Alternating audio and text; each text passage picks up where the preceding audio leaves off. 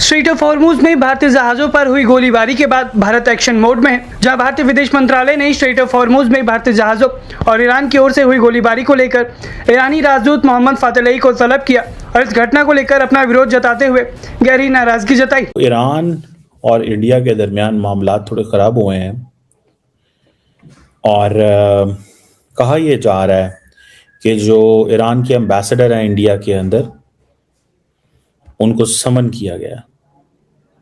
कैसे रहा है कि ईरान कुछ भारत के साथ भी अपने हिसाब बराबर कर रहा है। भारत के जो तेल बर्दार जहाज यहां से गुजर रहे थे, भारत के उन्होंने झंडे लगा के रखे हुए थे और वहां पर हमने देखा कि ईरान की तरफ से, ईरान की कुछ कश्तियों की तरफ से उनके ऊपर फायरिंग की गई है कि काफी सारे ऐसे टैंकर्स थे या फिर ऐसे वेसल्स और कमर्शियल शिप्स थी जो स्ट्रेट ऑफ हॉर्मुज से पास ऑन कर रही थी और 2 ईरानियन गनबोट्स आती हैं और उनके ऊपर फायरिंग करना शुरू कर देती है।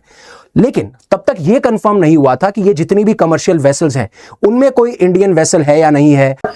ईरान ने रॉय जी एक बार फिर, क्योंकि डॉक्टर साहब को तो यकीन नहीं आ रहा, मैं शो से पहले उनको बता रही थी लेकिन साफ इनकार कर दिया उन्होंने, ऐसे तो हो ही नहीं सकता। एक बार फिर स्ट्रेट ऑफ हॉर्मुज जो है वो बंद कर दिया गया है और ईरान की तरफ से ये भी कहा गया है कि नहीं, हमारा तो अभी कोई मूड नहीं है बातचीत करने का, डायलॉग का। विदेश मंत्रालय के प्रवक्ता रणधीर जायसवाल ने बताया, नई दिल्ली में ईरान के राजदूत को आज शाम विदेश मंत्रालय में विदेश सचिव के साथ बैठक के लिए बुलाया गया। इस बैठक के दौरान विदेश सचिव ने हॉर्मुज जलसमुद्र मध्य में आज पहले हुई फायरिंग की घटना पर गहरी चिंता जताई, जिसमें 2 भारतीय झंडे वाले जहाज शामिल थे। उन्होंने कहा कि भारत के लिए व्यापारिक जहाजों और नाविक की सुरक्षा बेहद महत्वपूर्ण है और वो समन इसलिए किया गया है कि एक इंडियन शिप जो है वो स्ट्रेट ऑफ हॉर्मुज में थी और वो वहाँ से क्रॉस कर रही थी। उसको पहले ईरानियों ने अलाउ किया और बाद में उसको रोका कि भाई आप नहीं जा सकते। जय हिंद दोस्तों, काफ़ी बड़ी अपडेट है और इम्पोर्टेंट अपडेट है कि भाई ईरान ने भारत के 2 जहाज़ों को निशाना बनाया और निशाना मतलब ये बनाया कि वो हॉर्मुज पार कर लेते बिना ईरानियन IRGC जो गार्ड समाज है उनसे बिना पूछे। कुछ लोग कह रहे हैं भाई पूछा था, कुछ लोगों ने कहा नहीं पूछा था। खैर जो भी है, था तो भारत का फ्लैग ना उसको ईरान ने जानबूझ के निशाना बनाया, उसमें गोलीबारी की।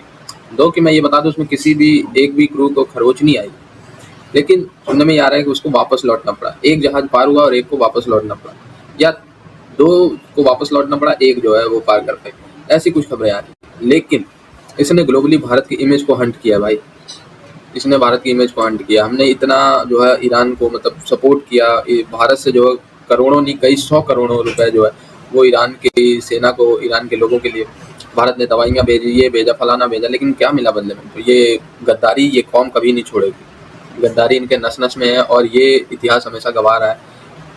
इस कौम को जो देश जितना मारता है वो उनकी रिस्पेक्ट करते हैं और जो इनकी मदद करता है इनको ये हमेशा जो है धोखा देते हैं। तो ये ईरान की नहीं, इस कौम की ही पूरी आप फितरत चेक करें। और ईरान ने जो किया है उसके बदले में भारत का जो रद्द-ए-अमल है वो यही है कि जो इनके एम्बेसडर हैं उनको बुलाया है, तलब किया है और उन्होंने कहा कि हम इसकी बड़ी निंदा करते हैं। ये निंदा करने से क्या होगा? दुनिया में रेपुटेशन तो आपकी खराब हो गई, आपकी जहाज आई हुई लौट गई, निंदा करने से क्या होगा? अगर गट होता ना, इंडियन आर्मी को भेजती सरकार और वहीं पे इनको तड़ातड़ जो है ईरानी गार्ड्स के जो ये बोट्स हैं इनको निशाना बनाती और इनकी औकात बताती, है ना। ये निंदा करने से, तलब करने से मुझे लगता है ज़्यादा फर्क इस बात के ऊपर और उसके ऊपर गोलियां चलाई फिर। तो इस बात पे इंडियंस ने प्रोटेस्ट किया और कहा कि भाई आप ये ऐसे कैसे कर सकते हैं, how can you do this. इस बात पे वो जो एक डिमार्च कह लें या समन कह लें या कुछ भी ऐसा जो है वो किया गया है और हालात थोड़े से कशीदा हैं। बल्कि मैं एक बड़ी इंटरेस्टिंग चीज़ देख रहा था, अभी किसी ने कमेंट भी किया हुआ था कि फ्रांस के अंदर जो है, not in France but in Lebanon के अंदर जो है, आपको इंटरेस्टिंग मैं मिसाल देता हूँ। लेबनान के अंदर इंडियंस जो हैं वो एक फ्रेंच पीस मेकर पे उनको उस पर उन्होंने कहा है कि भाई क्यों मरा है, वो मारा गया है वहाँ पे किसी वजह से, उसको फ्रांस का कहना है उसको हमास ने मारा है। अच्छा, किसी ने कमेंट किया हुआ था इजराइल ने इतने बंदे मार दिए हम वहाँ पे लेबनान के अंदर, लेकिन इंडिया की एक स्टेटमेंट नहीं है।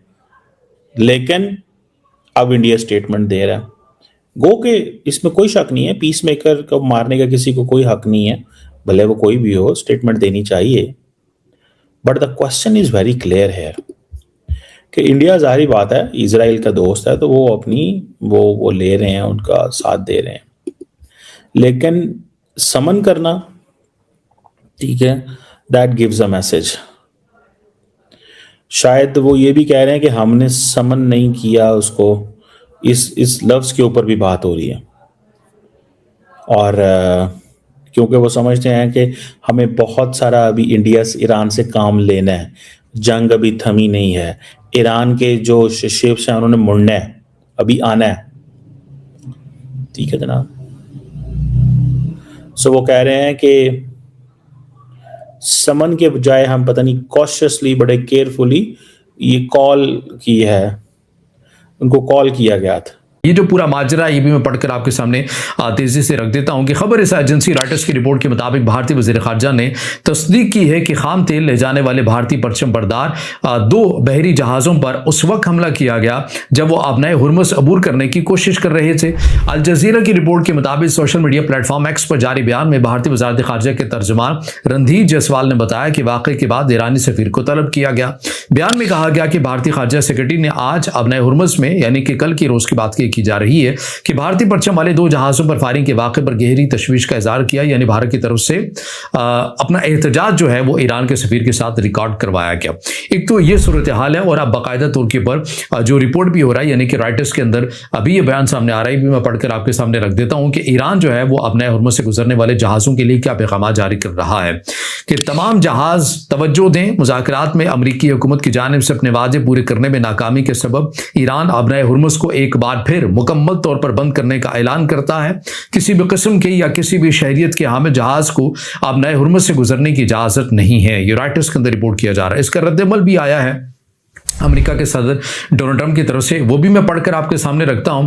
फिर ये कन्फ्यूजन और ये जो कशीदगी ईरान के अंदर चल रही है, इसको मजीद थोड़ा सा कुरेदने की और समझने की कोशिश करेंगे कि एग्जैक्टली हुआ क्या और क्यों ईरान के वज़ीर ख़ारजा ने ये पोस्ट किया और उसके बाद रद्दअमल किस अंदाज में और क्यों और कैसे आया।